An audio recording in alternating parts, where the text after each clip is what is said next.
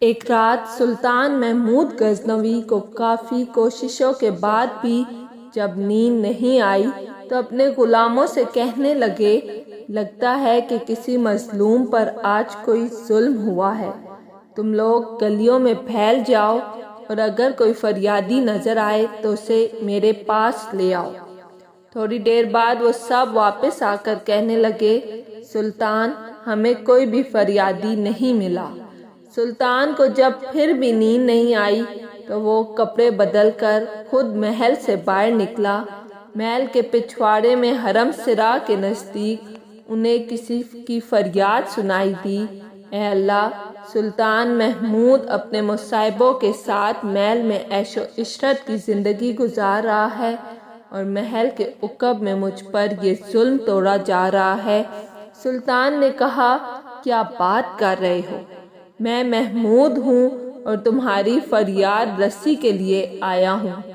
مجھے بتاؤ کیا ظلم ہوا ہے تمہارے ساتھ؟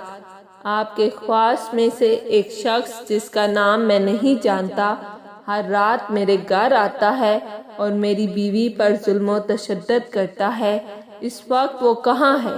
شاید اب چلا گیا ہو۔ دوبارہ جب وہ آئے تو فوراً آ کر مجھے اطلاع کر دو۔ پھر سلطان نے محل کے دربان کو وہ شخص دکھایا اور کہا کہ جب بھی یہ دربار آئے اسے سیدھا میرے پاس پہنچا دو۔ اگر میں نماز کی حالت میں بھی ہوں تو پرواہ مت کرو۔ اگلی رات وہ شخص سلطان کے پاس آیا اور بتایا کہ وہ شخص اس وقت اس کے گھر میں ہے۔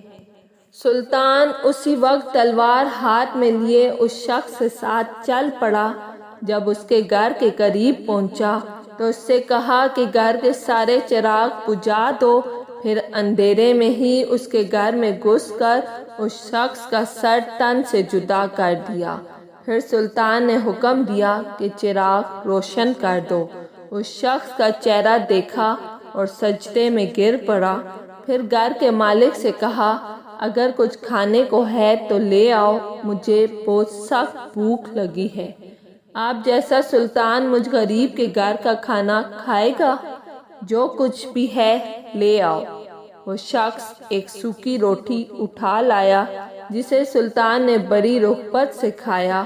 وہ شخص سلطان سے پوچھنے لگا کہ چراغوں کو بجھانا، سجدہ کرنے اور روٹی طلب کرنے کے پیچھے آخر کیا ماجرا ہے؟ سلطان نے فرمایا، میں نے جب تمہاری داستان سنی تو سوچا کہ میری سلطنت میں ایسا ظلم کرنے کی ہمت صرف میرے کسی بیٹے کی ہو سکتی ہے۔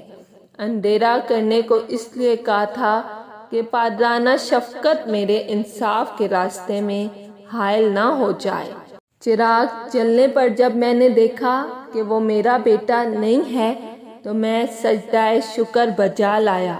کھانا اس لیے مانگا کہ جب سے مجھے تمہاری مصیبت کا علم ہوا میں نے اللہ کے سامنے قسم کھائی تھی کہ جب تک تمہیں انصاف نہیں مل جاتا میرے اوپر روٹی حرام ہے۔ اگر آپ کو میری ویڈیو پسند آئی ہے تو لائک اور سبسکرائب لازمی کیجیے گا۔